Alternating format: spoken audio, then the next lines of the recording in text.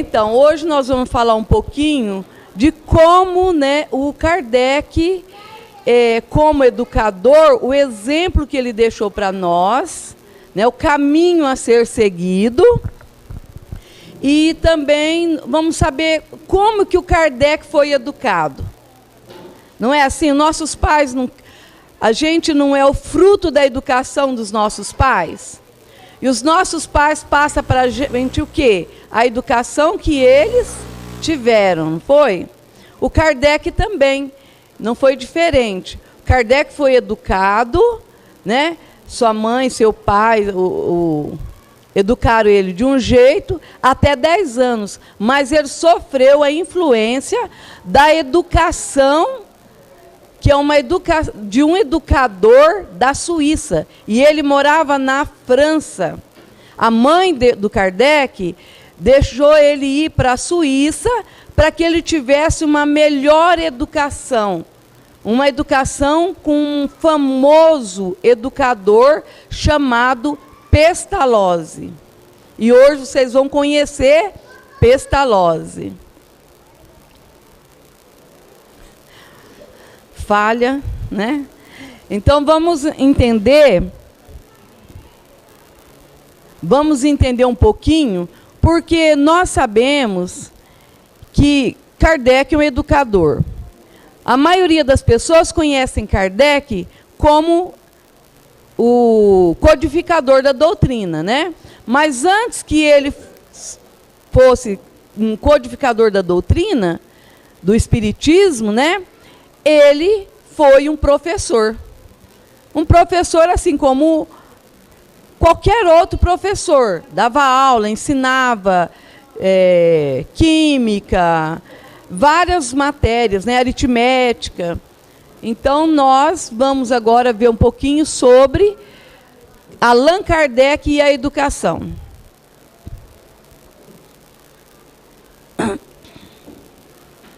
Você vai mudando para mim, Silvio, porque eu não vou dar conta de fazer as duas coisas. Vai mudando para mim.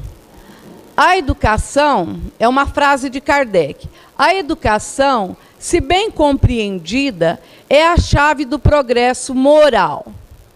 Então, nós vamos progredindo moralmente de acordo com a nossa educação.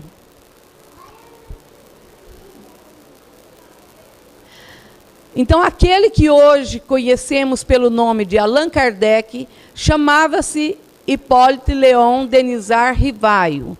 Nascido em Lyon, França, às 19 horas do dia 3 de outubro de 1804, era filho de antiga família lionesa, católica, nobre de tradição. Foram seus pais, Jean-Baptiste Antoine Rivaio, respeitado advogado e juiz do Tribunal de Lyon, e Jeanne Louise Duhamel. Hippolyte, desde cedo, mostrou inclinação para os estudos filosóficos e científicos. Privilegiado pela atmosfera de um lar harmonioso, teve seu desenvolvimento espiritual e cultivo de sua notável inteligência, favorecidos pela sabedoria e bondade de seus pais.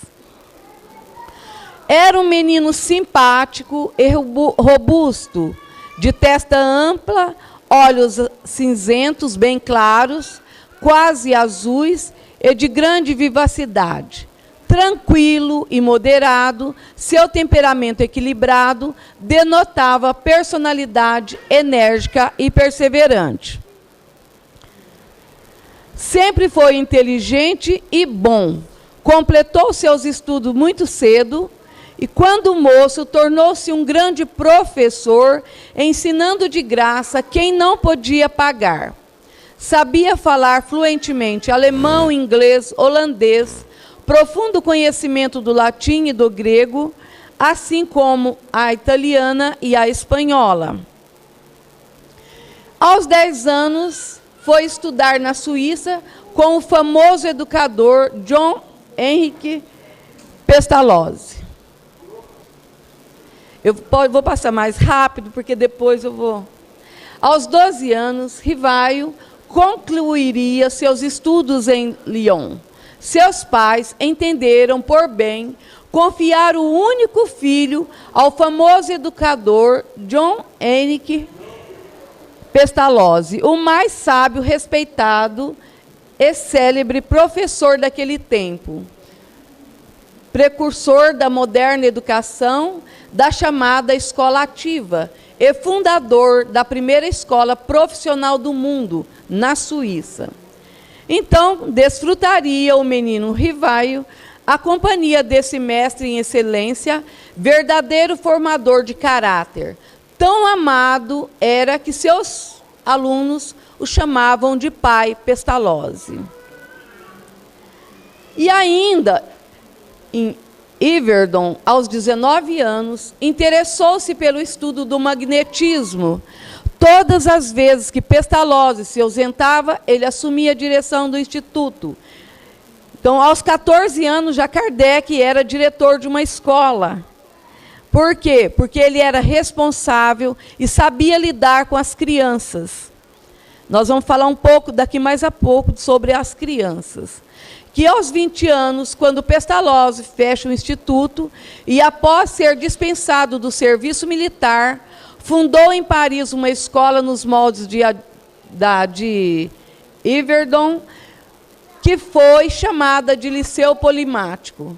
Ele estava empenhado no aperfeiçoamento pedagógico da educação francesa e, por isso, escreveu vários livros no assunto. Aritmética do primeiro grau, curso técnico e prático de aritmética, além de livros sobre língua francesa, física, fisiologia, astronomia. E muitas das suas obras foram adotadas pela Universidade da França, atestando seu alto valor. Então, olha, vamos ver. Esses foram os livros que o Kardec escreveu. Eu não vou ler todos, mas eu quis mostrar para vocês, né, os livros que ele escreveu. E esse aí, quando ele saiu do colégio, lá de Pestalozzi, ele chegou e escreveu esse livro aqui, ó, que era um plano proposto para a melhoria da educação pública. Tanto era o interesse de Kardec na melhoria da educação de todos, né? Ele foi dar aula, ele não foi dar aula numa escola particular, ele foi dar aula de graça para quem não podia pagar na escola pública. E a proposta dele era essa, né?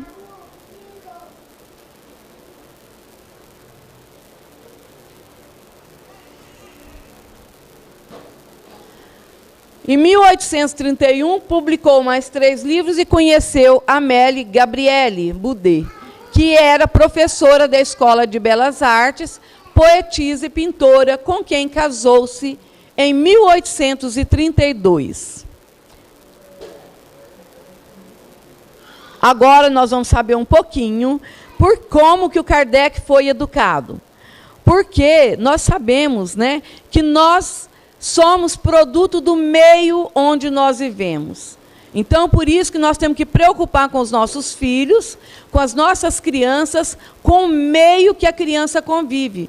Porque aí é feita a educação, a nossa educação, né?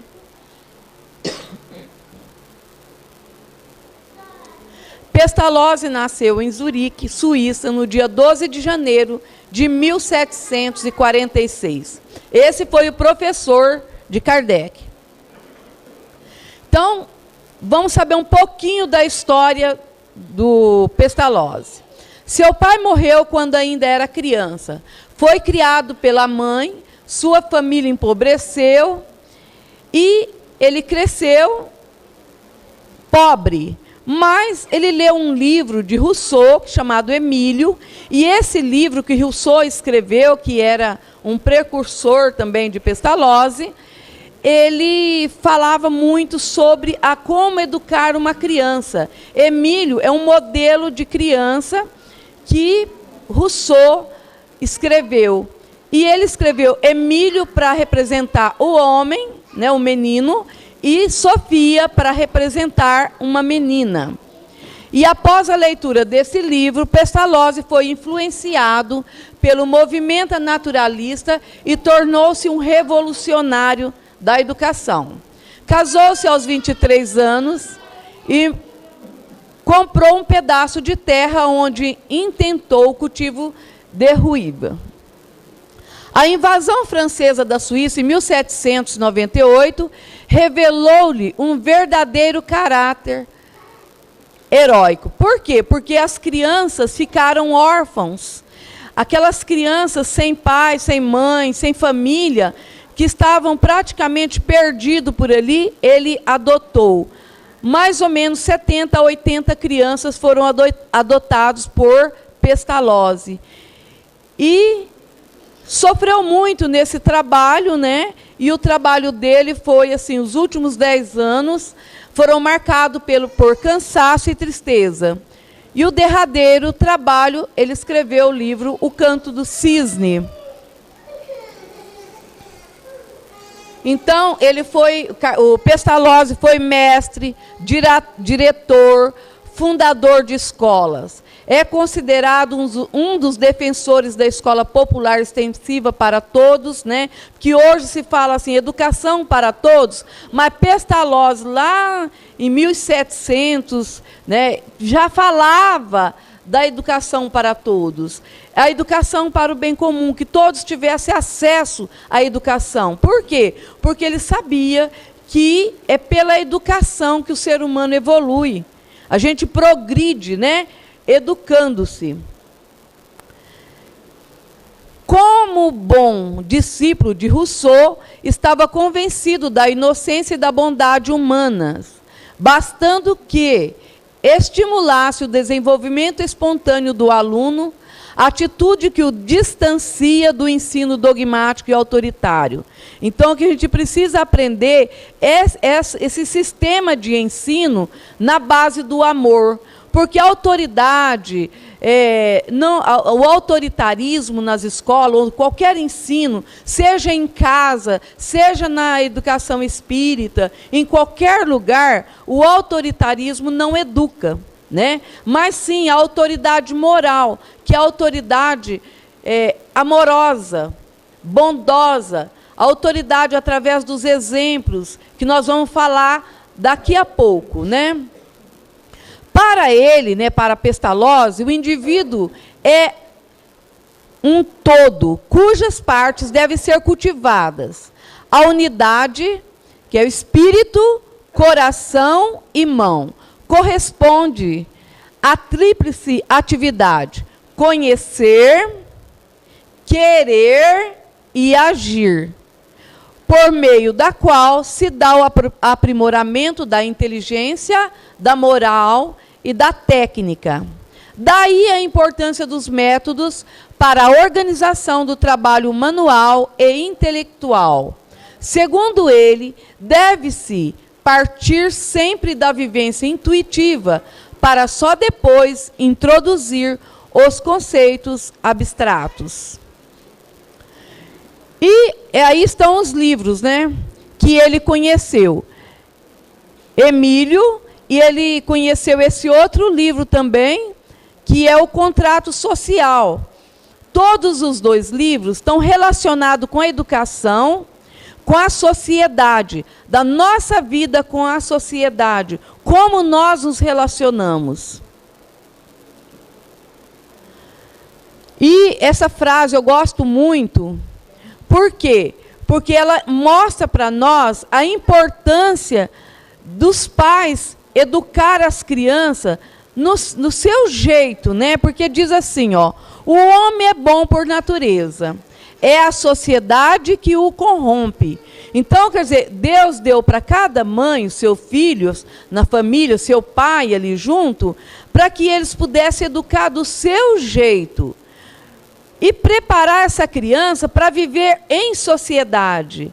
Mas nós sabemos que se a gente deixa a nossa criança conviver com uma pessoa que a gente não conhece, o que acontece? Essa criança vai ter educação de fora. Então, por isso que o Rousseau, naquele tempo, já dizia, né, que a sociedade corrompe. Aí a gente cria um filho bem educado, amorosamente, com todo carinho. Quando ele fica jovem, ele modifica quando ele começa a conviver na sociedade? Muitas vezes ele vai tentar viver em sociedade, mas aquela educação que os pais deram vai ficar para sempre. Então, se é bem educado em casa, o que vai acontecer? A gente não tem que ter medo de deixar os nossos filhos conviver em sociedade, porque nós não podemos viver isolado. Nós temos que educar para viver em sociedade. E é aí que é a importância de estar trabalhando uma educação, a educação religiosa, a educação do lar, né? Essas imagens, pode passar. Tá vendo? Essa aí eu quero que vocês observam. É Pestalozzi. Volta um pouquinho, Silvio. A forma que o Pestalozzi educava as crianças. Dá para observar nas fotos, os desenhos?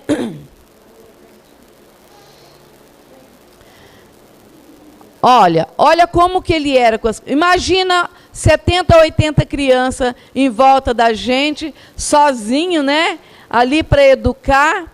E que forma que ele educava? Olha aí, ó, carinhosamente. É pelo amor que a gente se educa.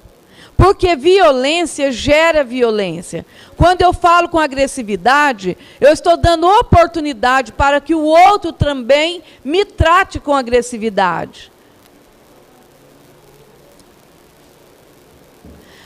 A vida interior daquelas crianças, agora vocês vão prestar bem atenção, é nesse momento que vocês vão estar observando como foi a educação de Kardec. Teve um professor amoroso, né? Largou os pais com 10 anos e foi, mas os pais dele também já sabia, já sentia a missão de Kardec, que veio para que fizesse a transformação no mundo, a transformação do ser humano, através da educação formal, como ele foi educador, e também da educação religiosa, né? A vida interior daquelas crianças, cujas relações mútuas são sempre doces, amistosas, benévolas e insensatas de movimento de cólera e de inveja. Ninguém tratava o outro com falta de educação, com nervosismo, com inveja um do outro. Ele exigia, né, aquela educação amorosa. Aquela afetuosa união e amável cordialidade que reina entre elas e os professores, que nessa época também Kardec, já depois que ele se educou, com 12 anos, ele começou a ajudar na educação dessas crianças. Porque na escola de Pestalozzi, os que aprendiam, os mais, que estavam melhorzinhos, os maiores, cuidavam dos menores. Então, assim como na família, né? Não nasce um primeiro, ou dois às vezes, né? Mas nasce um, aquele que vai crescendo, vai aprendendo a educação da família, depois aquela educação, aquele maior, ajuda a cuidar do menor, não é? E aquele outro vai crescendo, vai ajudando a cuidar do outro. E Pestalozzi agia assim também. Por isso que Kardec se tornou professor com 14 anos, né? Até diretor de escola. Então, veja bem, as instruções religiosas que recebem com profundo recolhimento, as orações e os cantos com que dão graças por seus benefícios e pelos prazeres puros e inocentes que douram sua existência. A ordem e a harmonia daquela casa, fundadas na influência paternal de Pestalozzi, que impregna profundamente as crianças de um sentimento interno de amor, reconhecimento e veneração. Então, eles tinham momento de orações, de recolhimento, cantava, que tudo isso é importante para as crianças, né? Cantar, ensinar a orar, a ensinar elas a tratar bem os professores, a que os professores também têm que, por dever, tratar bem as crianças. E era uma relação mútua. O que é uma relação mútua? Assim, eu trato você da mesma forma que eu quero que você me trate. Eu respeito você e quero ser respeitado. As reuniões, ele fazia reuniões todo sábado com as crianças, nos quais falava às suas crianças sobre a ocupação da semana anterior e convidando-as a se examinar, cada qual em sua consciência diante de Deus. Oferecia-lhes diversos quadros de sua sorte futura, para fazê-los vislumbrar o objeto para o qual devem se dirigir. O que quer dizer isso? Ele levava as crianças a refletir sobre suas atitudes durante a semana. E a atitude que não era boa, ele levava a criança a pensar o que te espera, como vai ser seu futuro se você continuar agindo dessa forma. Então, esse é um modelo que nós devemos conversar com as nossas crianças. Se as nossas crianças têm atitude de rebeldia, nós devemos orientá-las, falando assim: se você continuar rebelde, que mundo que você vai querer para você? Um mundo de paz ou um mundo de violência? De que forma você quer viver no mundo? Se você quer um mundo de paz, então é melhor que você se corrija. Mude suas atitudes, porque você é capaz. E assim a gente tem que orientar nossas crianças também. O segredo que tem para interessá-las e atraí-las com ideias e sentimentos proporcionais à sua idade e à sua capacidade, e que as comove imediatamente. O balanço do próprio dinheiro que cada criança recebe semanalmente para lhe dar a ideia da propriedade e como meio de adquirir os hábitos de ordem econômica. Então, ele dava um dinheirinho para cada uma das crianças, semanalmente, e ensinava as crianças a administrar aquele dinheiro. É bem diferente de hoje, né? Hoje as crianças exigem o máximo da gente, e se a gente bobear, a gente fica só preocupada em dar tudo para as crianças, sem exigir que ela sabe o esforço que a gente fez para ganhar aquele dinheiro. Então, a gente deve dar o dinheiro para a criança, sim, de acordo com a sua idade, de acordo com a sua capacidade de administrar. Olha, você vai ganhar tanto, só que eu não vou te dar mais, a não ser esse dinheiro. Você tem que viver com ele durante a semana, porque isso ensina a ser um bom administrador daquilo que ele tem. A ter cuidado, né? E também valorizar mesmo o que ele vai comprar com aquilo, com aquele dinheiro que ele ganhou, que ele tem.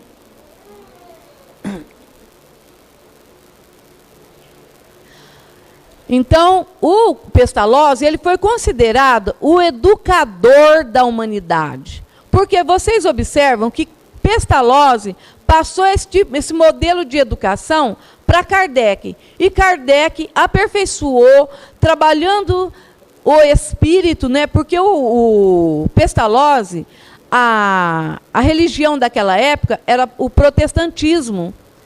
Pestalozzi não era espírita, né? Mas já o Kardec, já descobrindo tudo sobre a origem dos espíritos e estudando o magnetismo também, lá com Mesmer, né? Sabendo a influência que tudo exerce no nosso corpo, ele ensinou para nós e deixou todas as obras prontinhas para que nós pudéssemos nos autoeducar. Então, ó, ele acreditava na educação, meio de desenvolvimento do indivíduo como num conjunto moral, intelectual e físico, né? Ele fala da potencialidade que encontra-se na criança, que cada criança é uma potencialidade. Quando a gente recebe uma criança em casa, a gente vê aquele serzinho tão pequenininho, mas nós não sabemos quem é esse espírito. É como se a gente pegasse uma semente de laranja. Quando a gente pega a semente de laranja, nós sabemos se a laranja, naquela semente, se ela vai ter que jeito é o tronco dela? Sabemos de que jeito são as folhas? Sabemos das flores? Na semente a gente vê o fruto? Não, mas aquela semente, se bem cultivada, ela é capaz de dar bons frutos. A criança também, do momento que nós recebemos de Deus, o Filho de Deus em casa, ele é uma potência, assim como o Pestalozzi ensinou. Então, nós somos capazes de, com carinho, com amor, educar esse ser para que ele possa fazer a diferença na sociedade. Porque um dia será perguntado para nós, pais, que fizemos da criança da qual Deus nos confiou. Então, a criança deve ser estimulada, principalmente um lar em que vive. Olha o que ele fala. A escola deve ser a continuação do lar. É no lar que se encontra o fundamento de toda a cultura verdadeiramente humana e social. Então, é em casa, os pais devem ser educados para educar essa criança. E se os pais não tiveram uma boa educação, é bom que ainda está em tempo de procurar uma casa espírita, se aperfeiçoar, para que a gente possa entender bem sobre a educação do espírito, para que a gente possa usufruir desse ser que nós recebemos como espírito. Então, é no lar que encontra o fundamento, já li. Vem ao mundo com cabeça, coração, né? Cabeça é os pensamentos, o coração, o sentimento, a mão, que significa o corpo, né? Que nós expressamos através das mãos o que nós sentimos, o que nós podemos fazer com o nosso corpo, utilizando para o bem. Sendo a relação entre estas que determinará a correta formação humana, pelo que a exercitação corporal não poderá faltar. Então, no pensamento pedagógico de Pestalozzi, destacaram-se as 3 teorias. Da educação natural, retomada de Rousseau, considerando a criança como dotada de todas as faculdades da natureza humana, cabendo à educação desenvolvê-las.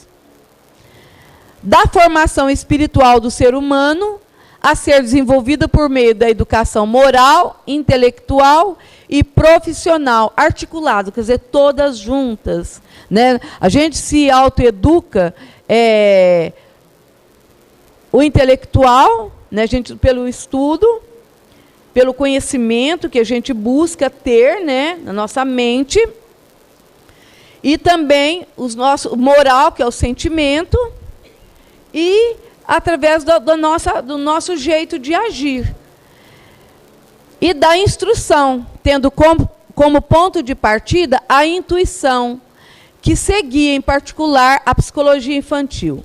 Ele fala muito da intuição, porque nós recebemos, através da intuição, aquilo que é melhor para nós. Onde é que nós manifestamos Deus? Na nossa consciência. Então, é através da mente, da intuição que vem na nossa mente, que a gente sabe o certo e o errado. Deus, ele não deixou ninguém órfão, né? Deus, ele deu para cada um, porque nós somos seres criados à imagem e à perfeição de Deus, não no corpo, né? Porque Deus não é um corpo como o nosso, mas no amor. Então a gente recebe na intuição, pela bondade de Deus, do Criador, todo mundo tem a consciência do certo e do errado. Se corrompe, se procura o caminho errado, é porque temos o livre arbítrio, quer dizer, nós somos livres para escolher, porque nem Deus exige que a gente faça as coisas só certas. Deus quer que a gente faça certa, dá a oportunidade da gente fazer certa, mas nós, pela nosso livre-arbítrio, a gente ainda se encontra numa faixa de evolução ainda pequena, considerada de terceira classe, espíritos ainda imperfeitos, né? Por isso que a gente tem que buscar a autoeducação. Sempre procurar fazer o melhor, porque é muito importante a gente buscar o aperfeiçoamento espiritual para viver melhor aqui na Terra. Então, o Pestalozzi, ele condenava as punições e recompensas. Poderes infantis brotam de dentro para fora. Como ser, né, como espírito, a potencialidade da criança é trabalhada de dentro para fora. Do sentimento, né, a gente tem que pensar no sentimento, na intuição, e para que a gente possa resolver as coisas com mais facilidade. Poderes inatos, que nós temos, já nascemos, despertados, lutam para se desenvolverem até a maturidade. E a gradação deve ser respeitada. Cada um é lentamente que vai evoluindo. Nós temos crianças que são mais evoluídas do que a gente, nasceram mais evoluídas do que a gente, porque eles vieram fazer a transformação do mundo. Enquanto que a gente, né, está aí batalhando para aprender certas coisas, as nossas crianças já sabem. Principalmente lidar com a internet, né? Método deve seguir a natureza. Fala que o professor, ele é um jardineiro. Aqui ele trata que professor não é só o professor da escola. Os pais como professores. Os primeiros professores das nossas crianças são os pais. E a educação sensorial é fundamental, quer dizer, a educação do sentimento.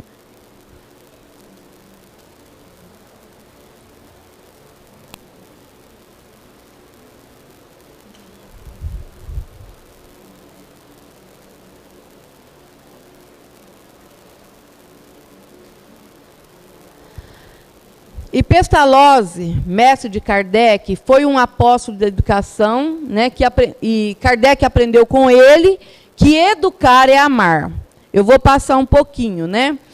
Ele disse assim, que a educação sem Deus dos nossos dias, produzida pelos abusos do sectarismo religioso, terá de ser substituída pela educação espírita. Então, veja a nossa responsabilidade como espírita, né?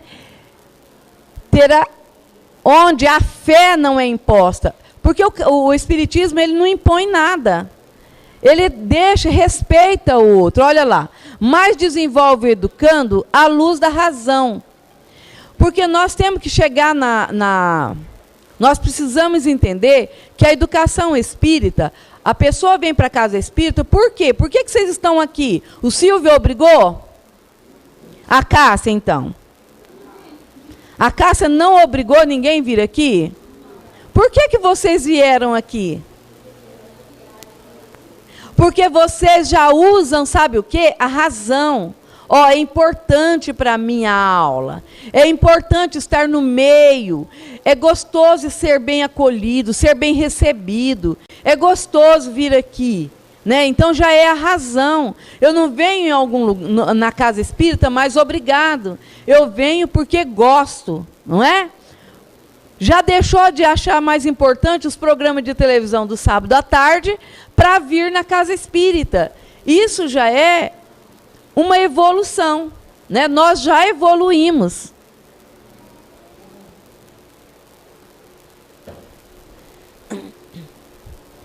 As faculdades do homem têm que ser desenvolvidas de tal forma que nenhuma delas predomine sobre as outras. A natureza melhor da criança deve ser encorajada o mais cedo possível a combater a força prepotente do instinto animal. A vida educa, mas a vida que educa não é uma questão de palavras, sim de ação, é atividade. Nós temos, né, quando nós fomos criados, a gente age muito pelo instinto. E ainda até hoje nós agimos muito pelo instinto. Que esse instinto é a parte animal. Mas a gente já está precisando pensar de forma diferente. Que nós temos que, antes de agir como animal, nós devemos o quê? Pensar.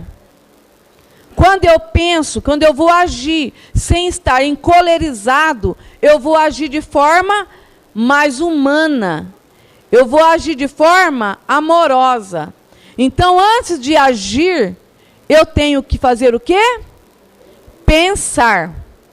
Antes de eu xingar alguém, de eu maltratar uma pessoa, eu preciso pensar. E se fosse eu que estivesse lá? Como eu gostaria que agisse? Então, nós agimos de forma ética, que é isso que ensinou Jesus. Não faça para o outro aquilo que a gente não quer para a gente. É isso que é sair do instinto animal para ser humano. O humano tem que amar, porque aprendeu com Jesus que devemos amar. Aprendemos com Jesus que nós viemos aqui para ser feliz. Né? Uma felicidade permanente? Não. Uma felicidade relativa. O que é uma felicidade relativa? É uma felicidade passageira. Quando é que a gente se sente feliz? Quando nasce uma criança em casa, a gente se sente feliz? Mas ela cresce, não cresce? Pode ser que ela vai dar trabalho futuramente, não vai? Se a gente não educar direitinho, essa criança pode dar trabalho, não pode? Tem muita gente que, às vezes, quando a criança cresceu, fala, ai, meu Deus, por que eu tive essa criança? Tem alguém que pensa assim? Então, mas quando ela nasceu, ela não foi um momento de alegria? Aquela alegria passou? Passou, depois veio as responsabilidades, né? Quando a gente casa, não é uma alegria? Tem uma festa? Tem muita festa de casamento? Teve muita, todo sábado, todo domingo, tem muita festa de casamento. É uma felicidade aquele momento. Depois pode até ser que passe. Pode ser que o casamento acaba. É uma felicidade passageira. Por isso que fala que é uma felicidade relativa, né? Então, eu quero falar para vocês que Dora Encontre, essa mulher que está ali, é uma pesquisadora de Pestalozzi, é a única, né, pesquisadora de Pestalozzi, e que ela é uma professora, e eu já tentei trazer Dora Encontre aqui quando eu estava na presidência da USE, mas a minha ideia não foi válida, mas eu espero que ainda venha amadurecer, né? Porque ela sabe muito de Pestalozzi, de educação e de Kardec. Então, o que ela fala, essa educadora, né? Ela fala que Pestalozzi já tinha o conceito espírita de religião. Uma religião natural, sem hierarquia, sacerdócio, e a religião como algo íntimo do homem. Porque aqui não tem ninguém melhor que o outro. Ninguém que fala assim, esse aqui é o dono dessa casa. Né? Não existe dono na casa espírita. Não existe hierarquia. Todos nós somos considerados iguais. Alguém só diferencia pela a função que ocupa. Né? Tem gente que está na função de presidente, sendo que troca, né? Mas não existe hierarquia. É um modelo de educação baseado em Pestalozzi. Então, essa é a pedagogia do amor. Atitude concreta do educador que respeita no educando um ser por inteiro, amando-o, a fundo de sua alma, onde se enraizam os dons divinos da perfeição humana, né? Tarefa da educação, processo de entrega não violento, delicado e cuidadoso. Educação não massificada, homogeneizada e padronizada. O professor deve ser como um jardineiro, já expliquei, né? Providenciar as melhores condições externas para que as plantas sigam seu desenvolvimento natural. Afinal, a semente traz assim o projeto da árvore todo. Foi a história da sementinha que eu falei, que a gente vê a semente, mas a gente não sabe que tipo de fruto, se vai ser amargo ou se vai ser doce. Mas ela é capaz, né? A semente é capaz de dar frutos. Então, aprendia também, né, que foi a educação do Kardec, que o amor é o eterno fundamento da educação. Que a verdadeira religião não é outra senão a moralidade. Assim, Denisard Rival iniciava a concepção da ideia de uma reforma religiosa com o propósito de unificar as crenças. Então, Kardec ele não tinha ideia de ser o dono da doutrina espírita. Por quê? Porque a educação dele foi lá de Pestalozzi, sem hierarquia. Mas ele tinha uma ideia de unificação de todas as religiões, que a gente acredita, né? Que perguntaram assim, o espiritismo é o futuro das religiões? Não. A religião espírita será o futuro das religiões. Então, todas vão unificar, porque Deus é um só, né? A forma de ensinar, o sistema, a metodologia, às vezes muda de uma para outra, a visão, né? Mas nós vamos um dia unificar. Então, foi em 1828, né, ele escreve esse livro, que é o plano proposto para a melhoria da educação pública. Pode mudar. Está vendo o primeiro livro que ele escreveu? Ele fala lá, os meios próprios para se educar a juventude são uma ciência bem distinta que se deveria estudar para ser educador, como se estuda medicina para ser médico. Os pais devem estudar para ser pais? Vocês acham que os pais devem estudar?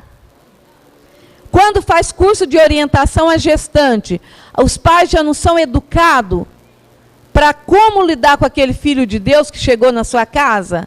E que Deus confiou naquela pessoa, é porque ela vai conseguir, ela vai dar conta? Então, esse também foi o Kardec também aprendeu muito com ele, né? Que foi Sócrates. E está lá no início do Evangelho segundo o Espiritismo, nos percussores da doutrina. E essa frase muito interessante, conheça-te a ti mesmo e conhecerá o universo e os deuses. Se a gente conhece a gente mesmo, nós sabemos quais são os nossos defeitos, quais são as nossas qualidades, e provavelmente a gente vai lutar para fazer a transformação de um ser imoral para um ser moralizado. Então vamos lá, que depois, quer dizer, que Kardec ele foi um professor e a partir de então ele passa a ser um conhecedor do Espiritismo, porque ele pesquisou, ele codificou a doutrina dos Espíritos. Então ele diz assim, que existe entre os seres humanos uma igualdade essencial e uma desigualdade relativa causadas pelos diferentes graus evolutivos em que nós encontramos. E que cada ser é uma individualidade única e que deve ser respeitado pelo educador. Essa desigualdade relativa é que cada um nasceu num lar, né? Cada um tem o seu jeito de ser, cada um pensa de uma forma, mas, na essência, nós somos todos o quê? Espíritos. Nós somos iguais, porque somos filhos de Deus, fomos criados. Mas como cada um é uma individualidade, cada um tem uma forma de ser educada. É por isso que a gente precisa estudar, porque nós precisamos dar para os nossos filhos educação diferenciada. Por quê? Porque somos diferentes. Nós não podemos dar para os mesmos filhos a mesma educação, para os nossos filhos a mesma educação. Se eu tenho 5 filhos e eu falo assim, eu dei educação igual, um só que está dando trabalho. Aonde que está o nosso erro? Em ter dado a mesma educação para todos. Nós temos que ter um espírito de observação de que cada criança é um ser individual. E que cada criança exige um tipo de educação. E para cada criança a gente vai ter um jeito E é intuído na nossa mente de que forma eu devo educar. Certo? Então, o Espiritismo é obra de educação. Há um elemento que não se ponderou bastante, e sem o qual a ciência econômica não passa de simples teoria. A educação. Porque a educação é um conjunto de hábitos adquiridos. Olha lá, trabalhando essa frase de Kardec, que a educação é um conjunto de hábitos adquiridos, portanto, a renovação da humanidade só se processará com o exemplo dos pais. Se os pais têm bons exemplos, eles terão bons filhos, porque é pelo exemplo é que nós educamos. A educação é uma arte particular, bem distinta de todas as outras, e que, por consequência, exige um estudo especial. É muito interessante pensar isso aqui, ó, que não é, aliás, nem mais fácil, e nem também fácil de estudar, não é fácil de praticar. Ela exige disposições e uma vocação muito particular. Exige qualidades morais que não são dadas a todos os homens, tais como a paciência e uma sabedoria a toda prova. Uma sabedoria misturada com firmeza. Então, quer dizer, é fácil educar? É mais fácil criar uma manada de burros? É mais fácil lidar com os animais? Por quê? Porque o animal a gente só trata. A criança não adianta só eu tratar, dar alimento para a criança. Eu tenho que dar o quê? Educação. E essa educação não é feita através de violência. A educação é feita através de bons exemplos, de bons diálogos, boa conversa, de sabedoria com doçura, serenidade. Ninguém ensina. Jesus, vocês já viram contar, o nosso mestre, o maior educador que existiu, educar xingando, gritando, falando. Chico Xavier falava gritando, xingando. Ouviu falar os nossos exemplos aí de espíritos que já foram, se educavam dessa forma? Não. Todos eram amorosos, dóceis, né? Falava com sabedoria. E André Luiz recomenda que a nossa fala deve ser com o coração. A educação convenientemente entendida constitui a chave do progresso moral da humanidade. Olha, presta bem atenção. Nós aqui hoje estamos tratando de um assunto muito importante, que é a educação, e a educação é uma arte. É a arte de manejar os caracteres, como se conhece a de manejar as inteligências. Conseguir-se-á corrigi-los, do mesmo modo que se aprumam plantas novas. Essa arte, porém, exige muito tato, muita experiência e profunda observação. Os nossos filhos em casa, quando está com algum problema, quando a criança está revoltada, rebelde, o que nós devemos fazer? Observar o que está acontecendo, o que eu posso fazer para amenizar esse problema, buscar uma solução para esse problema. Não é fazer o quê?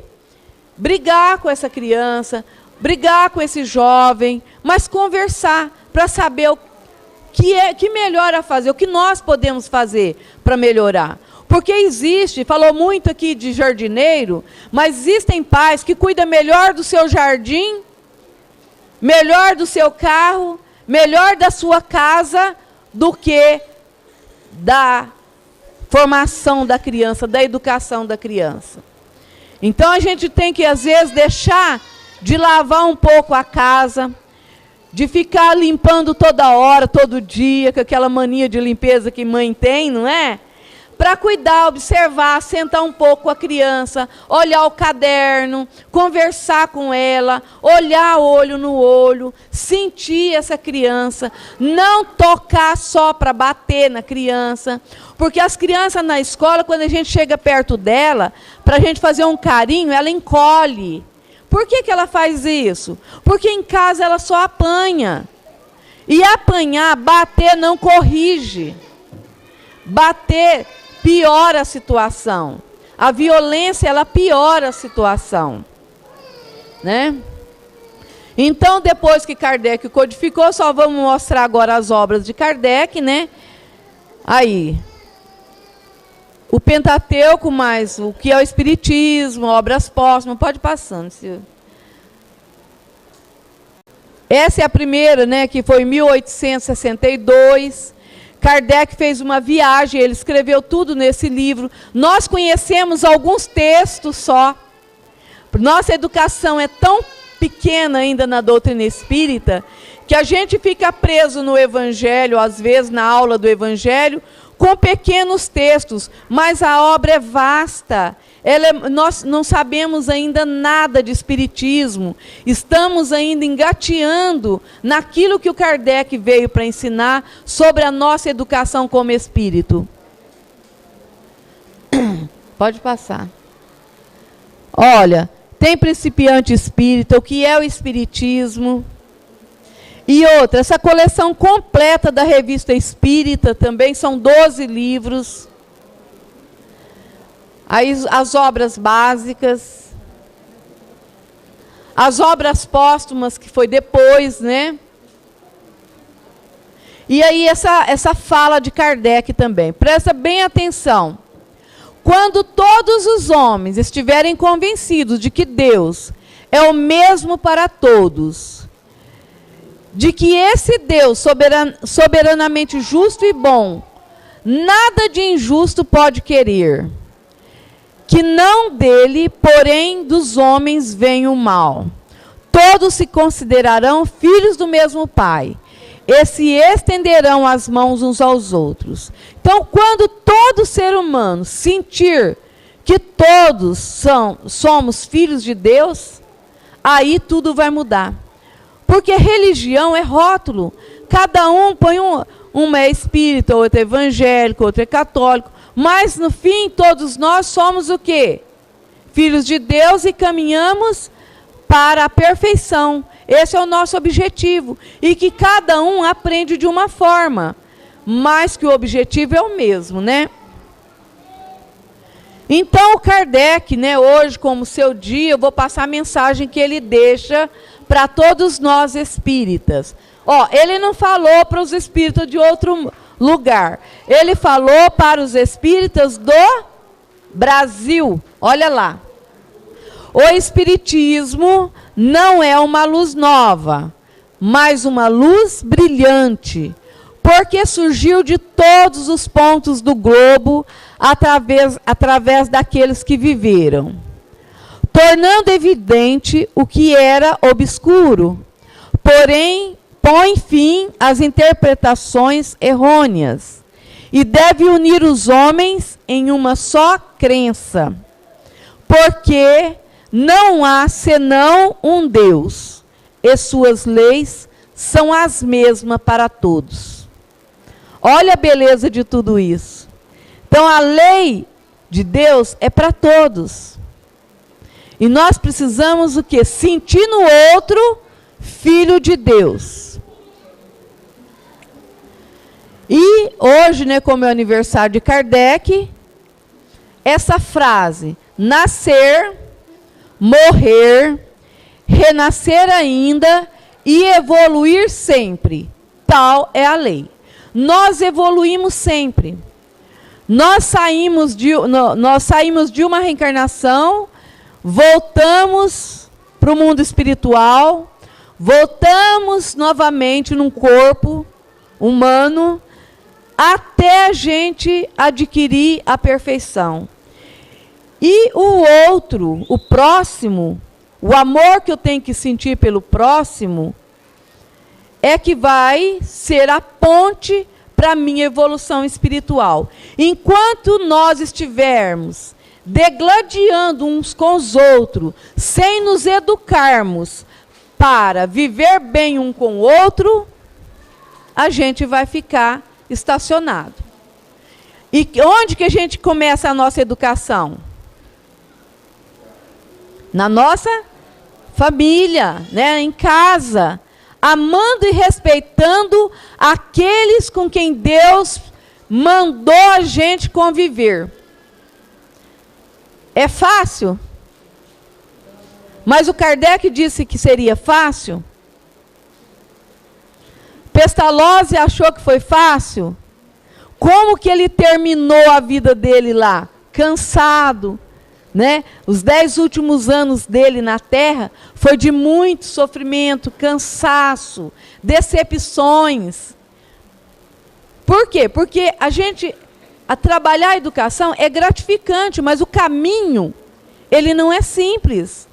Exige que se a gente pudesse vir segunda, terça, quarta, quinta, sexta, sábado, domingo, segunda, todos os dias estudar o Espiritismo, que fosse por 20 minutos, e estudasse também em casa, aí facilitaria, né, para a gente.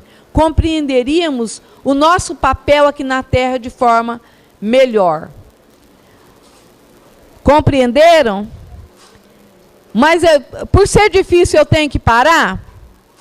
Quando a caminhada está difícil eu paro?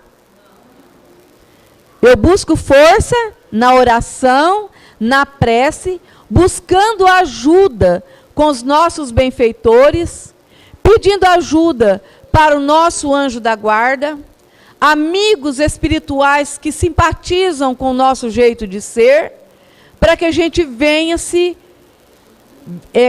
sair das dificuldades que a gente se encontra. E para isso exige uma palavrinha com 2 letras. Quem sabe me dizer? Fé. Exige que a gente aumente a nossa fé. E fé é muito mais do que acreditar. Fé é confiar em Deus, é confiar em Jesus, é confiar nos ensinos e buscar o nosso aperfeiçoamento de livre e espontânea vontade. Eu quero melhorar. E quando eu digo eu quero, eu consigo. Por quê? Porque o poder, tudo que eu quero, eu posso? Posso. Quando eu quero para o bem, eu posso. Eu só não posso para o mal. Nem tudo que eu quero para o mal, eu posso. Mas para o bem, eu posso. E tem que ter esforço, né? Então, eu agradeço a vocês.